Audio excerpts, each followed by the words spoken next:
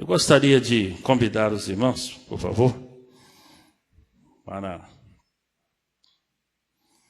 abrirem suas Bíblias no livro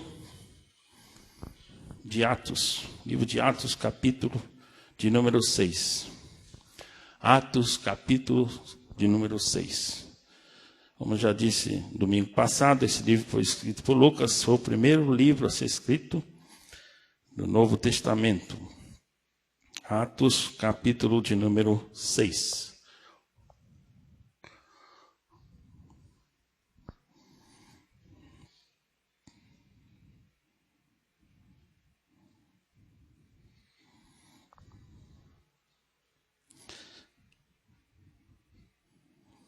A instituição dos diáconos. Ora, naqueles dias, multiplicando-se o número dos discípulos, houve murmuração dos helenitas contra os hebreus, porque as viúvas deles estavam sendo esquecidas na distribuição diária. Então os 12 convocaram a comunidade dos discípulos e disseram: não é razoável que nós abandonemos a palavra de Deus para servir às mesas. Mas, irmãos, escolhei dentre vós 7 homens de boa reputação, cheios do Espírito e de sabedoria, aos quais encarregaremos deste serviço. E quanto a nós, nos consagraremos à oração e ao ministério da palavra. O parecer agradou a toda a comunidade, e elegeram Estevão, homem cheio de fé e do Espírito Santo, Filipe, Prócoro, Nicanor, Timão, Pármenas e Nicolau, prosélito de Antioquia. Apresentaram-nos perante os apóstolos, e estes, orando, lhes impuseram as mãos. Crescia a palavra de Deus, e em Jerusalém se multiplicava o número dos discípulos. Também muitíssimos sacerdotes obedeciam à fé. Senhor Deus, amado Pai, fala conosco nesta noite em nome do Senhor Jesus Cristo. Sou apenas um instrumento nas tuas mãos. Esteriliza a minha vida agora, Senhor, porque esse instrumento, ó Deus, estando nas mãos do Senhor, para que o Senhor opere em cada vida nesta noite, Senhor Deus, o milagre, opere a cura, espiritualmente falando, ó Deus, em nome de Jesus. Amém. Meus irmãos, como nós estamos hoje, daqui a pouco vamos fazer a assembleia, 8h30, assembleia só de posse, 8h30, 8h40, só os irmãos estarão tomando posse da nova diretoria da igreja. Então é bem propício que trouxéssemos uma palavra referente ao trabalho na casa do Senhor.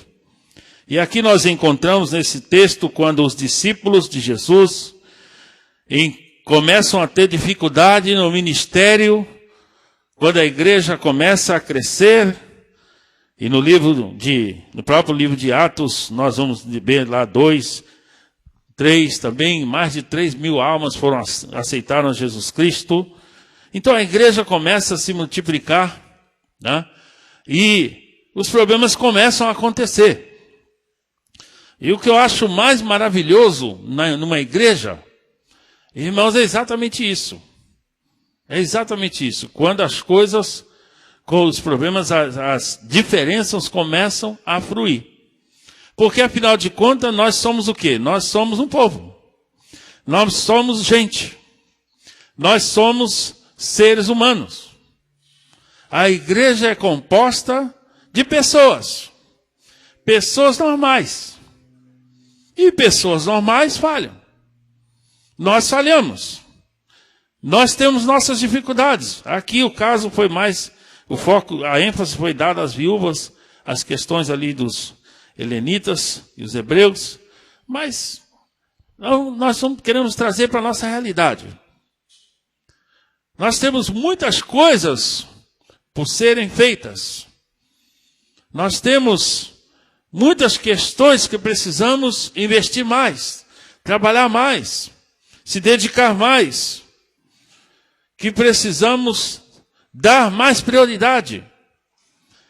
E nós encontramos aqui nessa palavra sábia que os apóstolos de Jesus, eles percebendo isso, que essas questões outros poderiam fazer, que estavam ali, estavam atrapalhando ou dificultando o trabalho e que estava pesaroso para eles, eles se reuniram e disseram: olha, se nós não tomarmos uma providência, nós não vamos dar conta.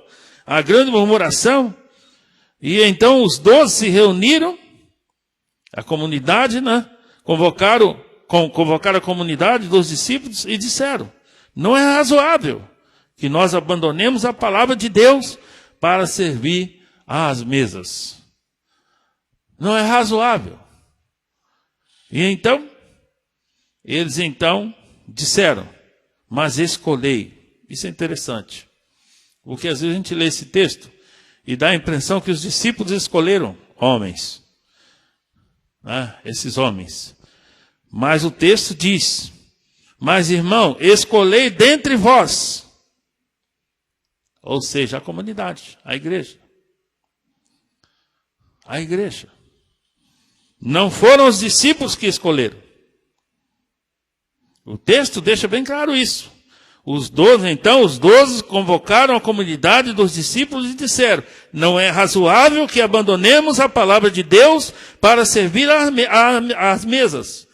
Mas, irmãos, escolhei dentre vós 7 homens de boa reputação, cheios do espírito e de sabedoria, aos quais encarregaremos desse serviço. Ou seja, mais uma vez, uma referência que, ao serem escolhidos, então eles disseram: encarregaremos esses irmãos, vamos comissionar esses irmãos para que eles façam esse serviço. Então eles foram escolhidos entre a comunidade.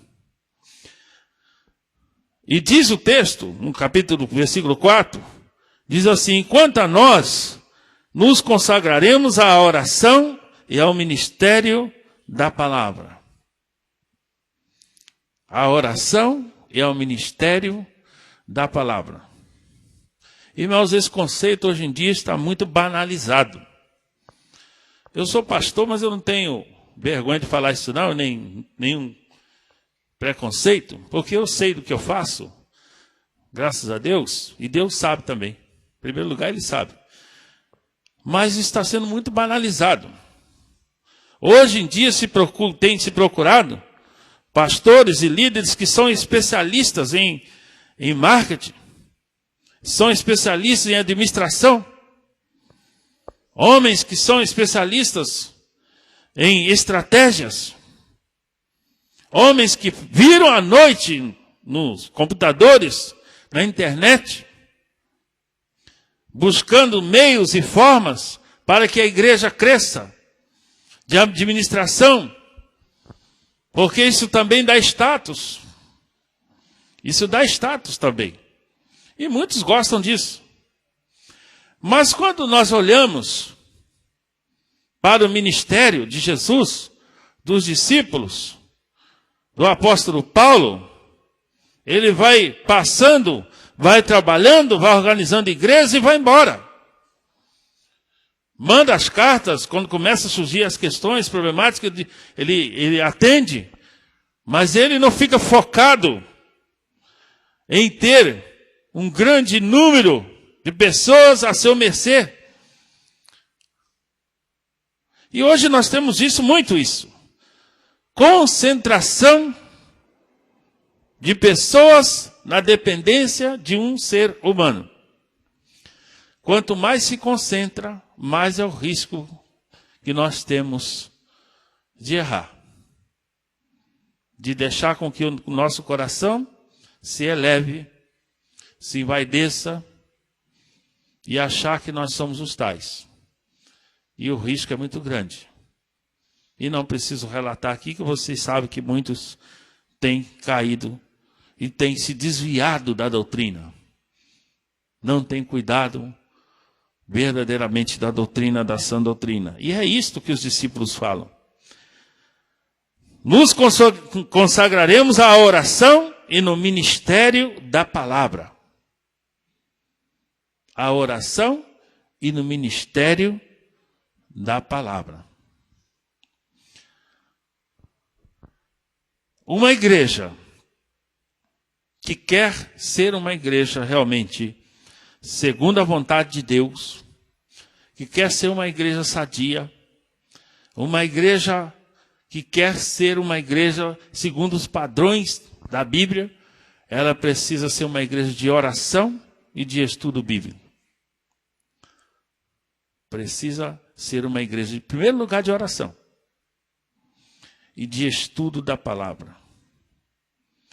Porque se a igreja não tem o hábito de orar, então a comunhão com o Pai, ela é muito pequena. A nossa comunhão com Deus é muito pequena. Quando alguém na nossa família viaja, o esposo, a esposa, o filho e tal, a gente fica com o quê? Fala, irmã, André, saudade, né? A Alice está aí, veio lá de Belo Horizonte, né? Aí a irmã, o irmão André, todo sorridente, a Alice também, por quê? Sentiu saudade. Irmãos, o nosso relacionamento com Deus tem que ser dessa forma. Nós temos que, irmãos, não deixar sentir saudade, mas ter um relacionamento com Deus diário, contínuo. Um relacionamento de pai para filho e de filho para pai.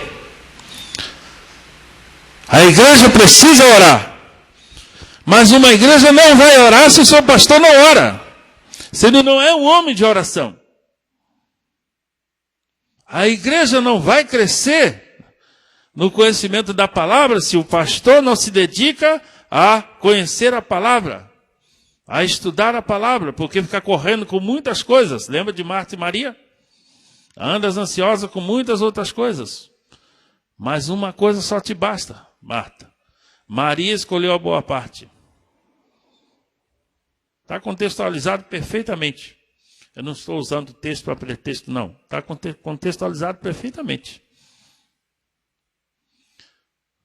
Maria escolheu a boa parte. Nós precisamos respeitar isso aqui. Não é que o pastor vai ficar enclausurado, só orando e lendo a Bíblia. Não é isso. Mas ele tem que ter isto, o princípio na sua vida.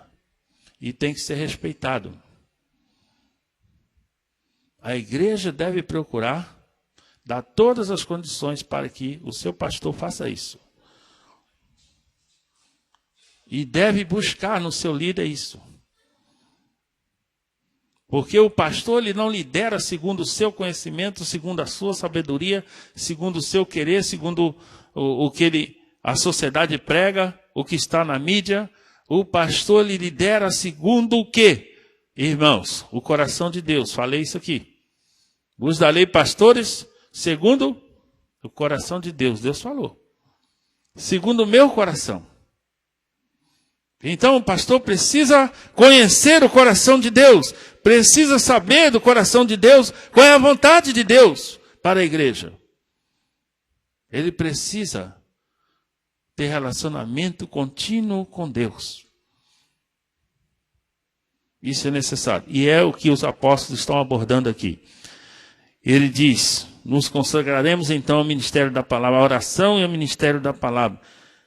Olha só o que a igreja diz. O parecer agradou a toda a comunidade. E elegeram, então está aqui a relação dos homens que foram eleitos. Apresentaram-nos perante os apóstolos. E estes, orando, lhes impuseram as mãos. Então, a comunidade escolheu. A comunidade elegeu. Houve uma apresentação. E os apóstolos estenderam as mãos e abençoaram e ungiram aqueles homens de Deus para este ministério, o ministério do serviço. E o que, em decorrência disso, o que aconteceu? Crescia a palavra de Deus e em Jerusalém se multiplicava o número dos discípulos. Também muitíssimos sacerdotes obedeciam à fé. Em decorrência desta atitude, então a palavra de Deus crescia, multiplicava o número de cristãos e os sacerdotes obedeciam pela fé. Talvez você que foi eleito para liderar, para estar num cargo,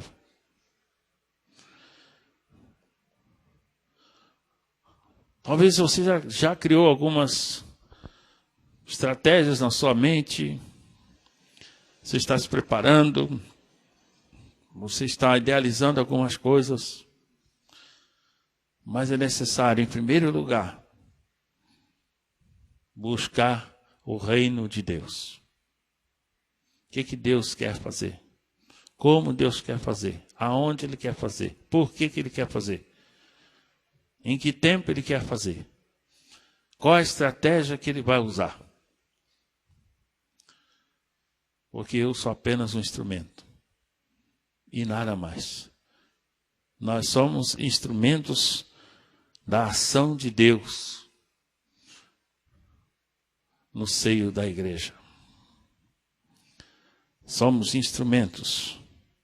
Quando houve o processo eletivo da igreja e os papezinhos foram distribuídos quando você votou em alguém, era isso que estava acontecendo aqui.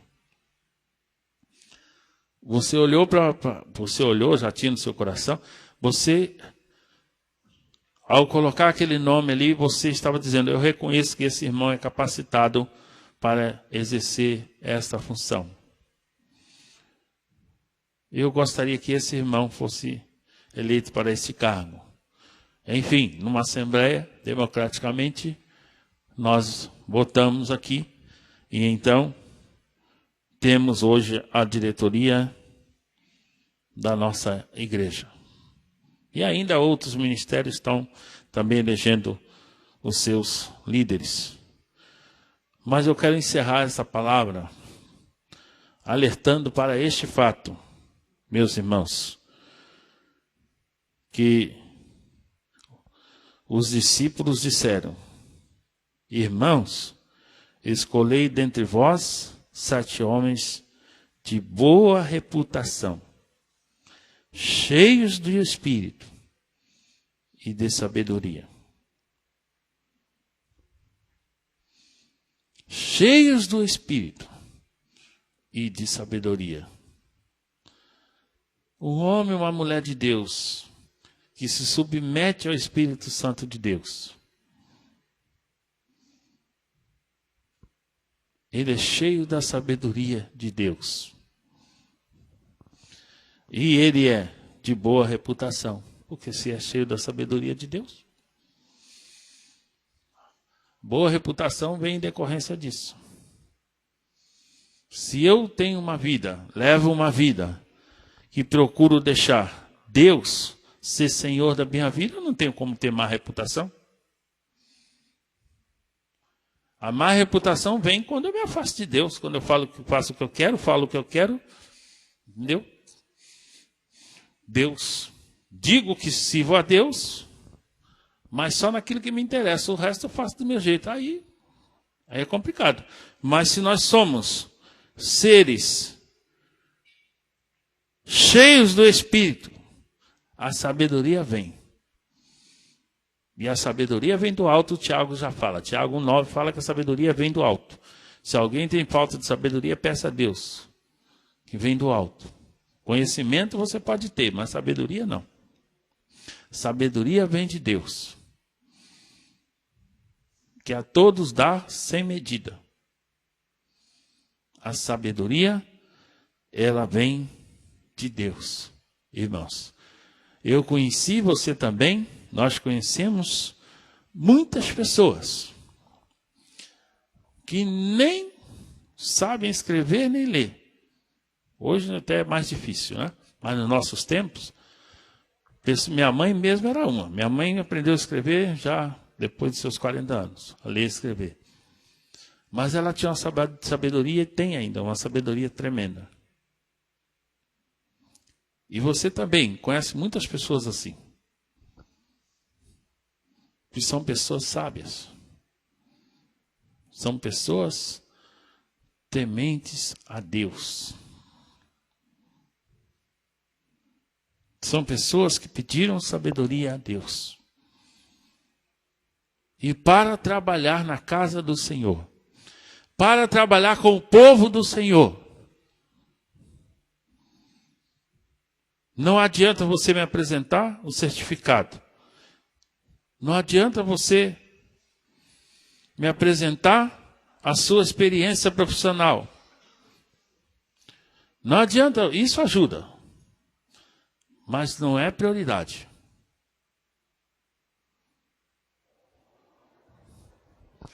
Para trabalhar, para ministrar, para serviço do Senhor, a condição única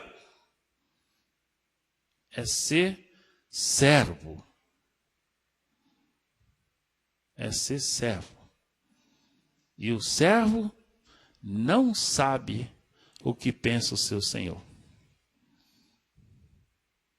O servo, o seu Senhor diz: vai lá, pega isso e coloca em tal lugar. Ele não sabe por quê. Ele vai, pega e coloca.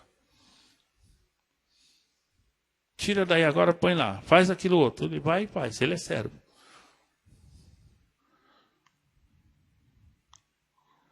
Ali está o nosso lema desse ano. Servir uns aos outros, cada um conforme o dom que recebeu. Está ali. Nascidos para liderar. Mas liderar como? Segundo o dom que nós recebemos de Deus. E o dom do Espírito Santo é o principal, é o maior.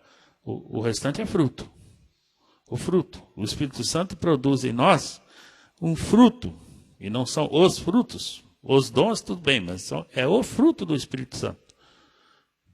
Ele é um fruto que contém, irmãos, esses atributos, vamos dizer, essas características: amor, paz, alegria, bondade, fidelidade, longanimidade, benignidade, mansidão, domínio próprio. 9 características. E um servo tem que ter essas características. Isso tem que fluir em nós. E não é condicional, é incondicional. Isso tem que acontecer. Porque o fruto não é seu. O fruto é do Espírito. E o Espírito de Deus, o próprio Deus quer agir através da sua vida. Então não tem como você falar: eu não tenho isso aí, eu não sou manso, eu não sou benigno, não sou longânimo, sou explosivo, sou estourado. Você não pode dizer isso. Eu não tenho paciência para isso. Eu não tenho amor. Eu não tenho alegria. Você não pode dizer isso. Uma vez que a sua vida, você entregou a sua vida a Deus, recebeu o Espírito Santo de Deus na sua vida, o próprio Deus é que vai agir na carcaça humana que nós temos. Você não pode dizer isso. Agora você pode dizer: eu não quero que isso saia na minha vida. Fecha a torneira. Eu não quero ser bom. Eu não quero ser longânimo. Eu não quero ser paciente. Eu não quero me dominar. Quero que quem quiser me aceitar, me aceite do jeito que eu sou.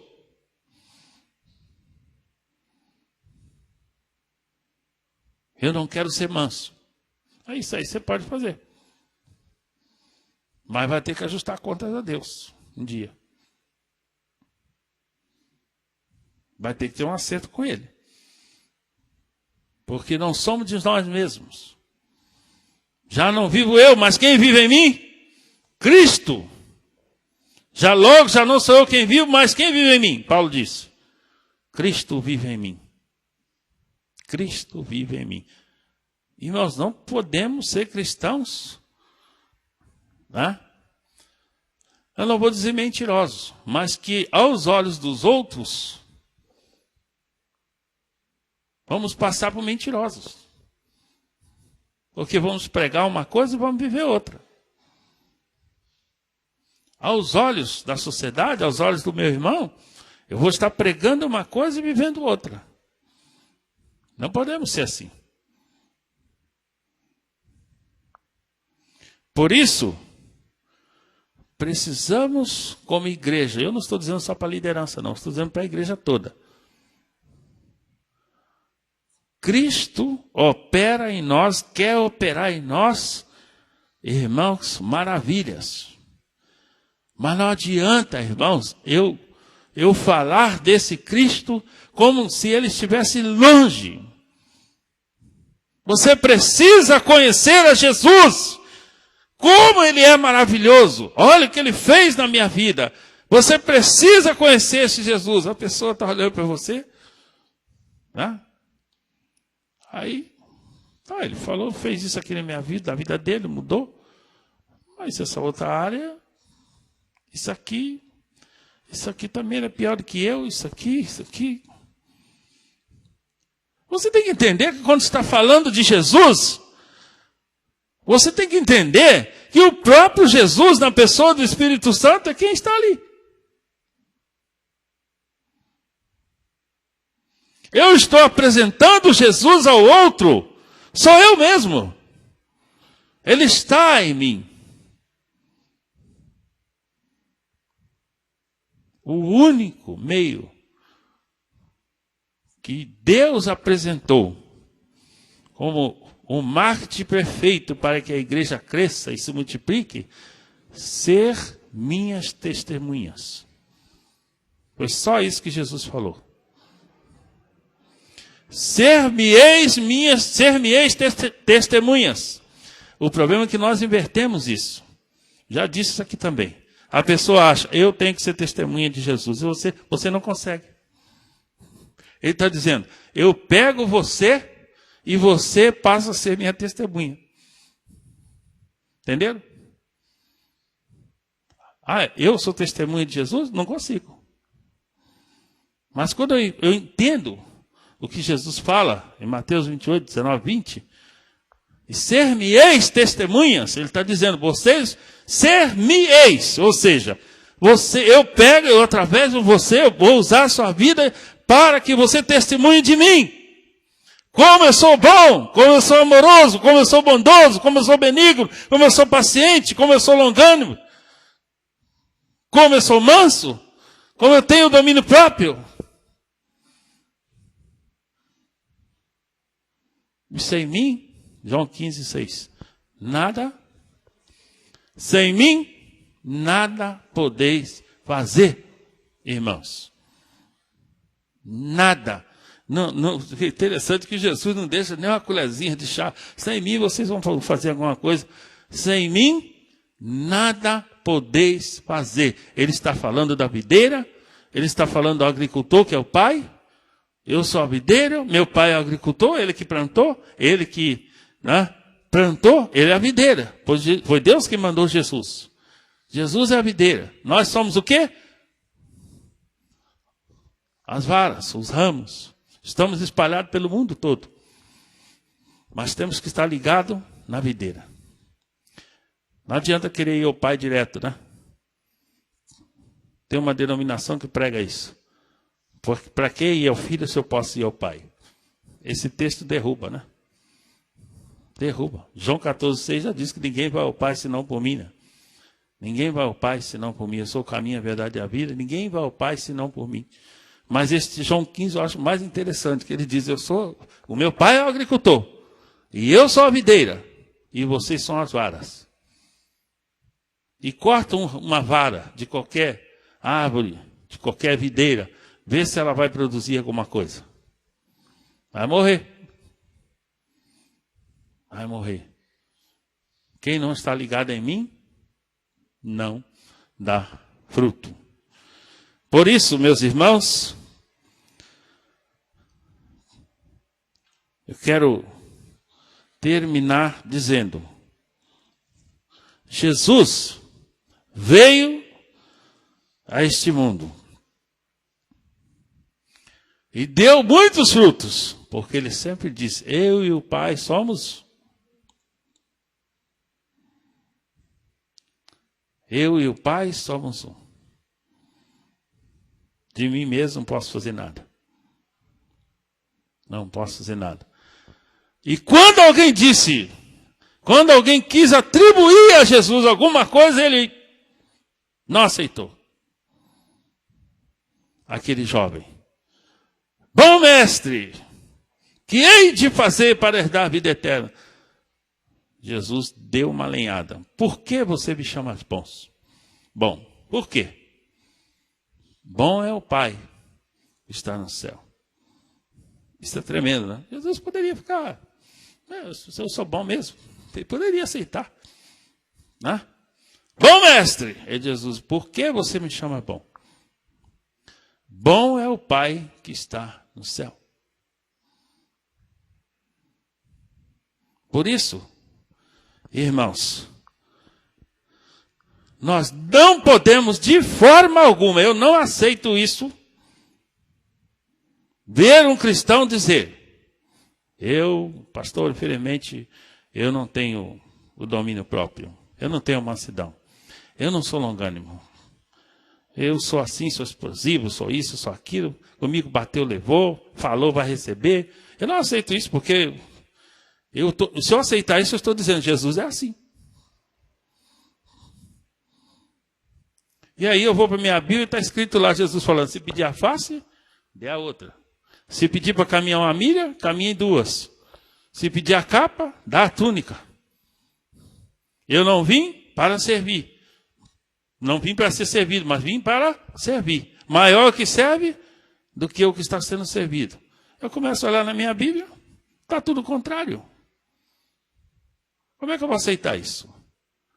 Não posso aceitar. Então, irmãos, nós como igreja, nós haveremos de acertar nossas contas com Deus. E não vai ter como dar desculpas para Ele. Porque Ele não quer saber da sua vida. Você precisa entender isso. Você e eu, nós precisamos entender o seguinte: eu morri. Eu morri. Batismo, irmãos. Morte, sepultamento, coberto pelas águas, ressurreição. Segundo aos Coríntios 5:17, se alguém está em Cristo, nova criatura é. As coisas velhas já passaram, eis que tudo se fez novo. Deus não quer saber de você, irmão, do velho homem. Deus não quer saber, mas é a minha cultura, eu fui criado assim, a minha natureza, não sei o quê, papapá, isso tudo é balela. Isso tudo é balela. É óbvio que você vai falhar de vez em quando. É óbvio que o meio que você foi criado, de vez em quando vai vir. Mas você tem que expulsar. Quando vier isso, você tem que dizer: isso aí já não me pertence mais. Eu já não sou mais assim. Eu agora sou um homem segundo o coração de Deus. Eu não pertenço a mim mesmo. Sou um homem, sou uma mulher de Deus. E Deus faz o que Ele quiser. Deus faz o que Ele quiser. Pastor, prova na Bíblia. Prova. Pedro.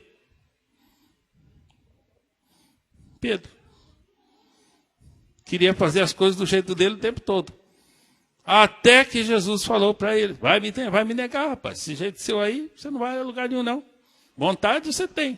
Boa intenção você tem. Mas se eu, Pedro, se eu não for Senhor da sua vida, você não vai conseguir. E depois Jesus tem um encontro com Pedro. Entendeu agora, Pedro? Você me ama do jeito que eu sou? Eu sou assim. Não é do seu jeito, não. Você me ama? Amo. Então cuida das minhas ovelhas. Você me ama mesmo, Pedro? Amo. Tu sabes, Senhor. Então cuida das minhas ovelhas. Pedro, você me ama? Aí, Pedro, Senhor, tu sabes. Apacenta as minhas ovelhas. Apacenta as minhas ovelhas. Não é do nosso jeito. É do jeito de Deus. Na sua casa é do jeito de Deus. No seu trabalho é do jeito de Deus. Na sociedade é do jeito de Deus. Com a sua esposa é do jeito de Deus. Com seu filho é do jeito de Deus. Tudo é do jeito de Deus. É óbvio que em alguns lugares você tem que obedecer às normas da sociedade, que a Bíblia também te respalda. Romanos fala, obedecer às autoridades, magistrados, para que você não tenha que ficar temente a essas pessoas. São normativas na sociedade em que vivemos. Mas a nossa vida espiritual, ela não é nossa. Cristo vive em mim. É o que nós cantamos, né? Cristo vive em mim, aleluia. Cristo vive em mim, aleluia. Não é isso? Oh, que maravilha é. Cristo vive em mim. Eu cantava isso quando era criança. Né? Aí, parece que Cristo precisa de uma casinha. Parece que Cristo mora na nossa casa de hóspede. Parece que o fato de Cristo viver em nós que está precisando de algum lugar para morar. Não é isso, não. Não é isso. Cristo vive em mim, Ele reina em mim. Ele reina na minha vida. O apóstolo Paulo entendeu muito bem isso. E disse, não tenho nada na minha vida precioso, contanto que eu cumpra a carreira e o ministério que eu recebi do Senhor Jesus. Atos 20, 23 e 24. 23 ele diz, eu estou indo para Jerusalém, constrangido em meu coração, não sabendo o que me espera, a não ser cadeias e prisões e assolações, mas eu não estou nem aí, porque eu não tenho nada na minha vida mesmo que me impeça. Agora, quando você tem algo na sua vida que te impede de cumprir a sua carreira e o seu ministério, que você recebeu do Senhor Jesus, é o ministério que você recebeu. Lembra lá das parábolas, da parábola dos talentos. Você vai prestar conta. Aí não vai dar para dizer, Senhor, eu não consegui por causa do meu jeito. Eu não consegui porque eu sou assim, eu sou assado. Eu estava no lugar errado. Quando eu vim para o sul, todo mundo me disse, você vai para o sul, vai ficar lá 3 meses e vai voltar. Quando eu fui para Camaquã, o pessoal diz, você vai lá no meio dos alemães, 3 meses vão escorrer com você de lá. Eu disse, se eu estou indo, eu acho que não vai dar nem 3 meses. Se é por mim, eu acho que não vai dar. Porque eu mesmo não tenho condições mesmo. Se é por Deus, fiquei quase 7 anos lá. Estou 4 anos e pouco aqui para a honra e glória do Senhor. Não que eu saiba alguma coisa, nem que eu seja alguma coisa. Mas, irmãos, se Deus me mandar, Machado, você vai ter que ir comigo. Lá para Cochinchina, não. Se me mandar, onde ele me mandar, eu não estou nem aí. Porque o melhor lugar é estar no centro da vontade de Deus. O melhor lugar é estar fazendo a vontade de Deus. Não importa. E nós sabemos o que nós estamos falando. Nós temos 2 filhas agora que estão lá em Duque de Caxias. É perigoso, lá assalta, mata, faz isso, faz aquilo. Eu digo, estão lá, geração fiel, estão lá. Vamos ficar 3 semanas lá, rodando lá, nas igrejas. Tem genro, está lá também. Por nós, pelo nosso coração, ficaria do nosso ladinho. Né? O irmão Antônio Carlos tem um filho que está lá na Espanha, né? Andou por outros lugares também, outros aqui também tem parentes aí. Estou falando que eu estou lembrando, né? Irmão, se nós olhássemos assim, o evangelho não tinha chegado até nós, não. Os americanos tinham ficado quietinhos lá deles. Nós estamos aqui bem acomodados, vamos lá para aquele país lá, aquele Brasil todo esquisito lá. Mas chegou até nós porque as pessoas abriram mão da zona de conforto, da comodidade. Então, seja um servo, seja um líder segundo a vontade de Deus. Porque se você não for um líder segundo a vontade de Deus, você não vai cair na graça da igreja, como o texto diz. Não vai ser aceito. E vão ver em você falta de preenchimento do Espírito Santo e de sabedoria. Você vai liderar sem sabedoria. E isso é um prejuízo para a igreja. Isso é um prejuízo para o reino. Isso é um prejuízo para o crescimento da palavra. Homens de boa reputação. Escolham. Não foram os apóstolos. A comunidade cristã escolheu. Os apóstolos colocaram as mãos. Mas é o mesmo processo da igreja. Vamos orar? Senhor Deus, amado Pai, em nome do Senhor Jesus Cristo, te agradecemos, Senhor, por esta palavra. E pedimos, Senhor, que o Senhor tenha misericórdia da minha vida. Que o Senhor, ó Deus, a cada dia mais seja realmente Senhor da minha vida. E a missão que o Senhor me confiou, eu tenho que entender que sou apenas portador, mensageiro, servo. Quem faz é o Senhor. Em nome de Jesus, abençoe a tua igreja. Abençoe, Senhor Deus, os ministérios desta igreja. Abençoe, Senhor, a nova diretoria desta igreja. Todos os obreiros, todos os irmãos. E coloca no coração da igreja o desejo de servir, o desejo de fazer conforme a tua vontade.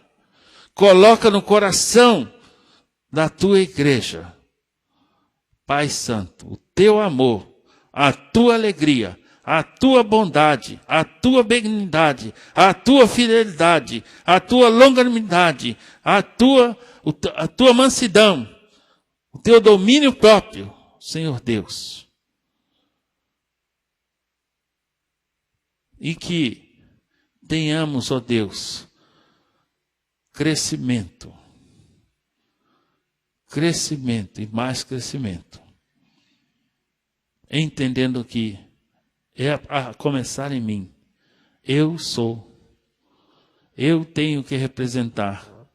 Eu tenho que representar no sentido de realmente parecer com Cristo. Não no sentido de ator, de teatro. Mas eu tenho que parecer com Cristo. É minha obrigação, porque Cristo vive em mim. Amém.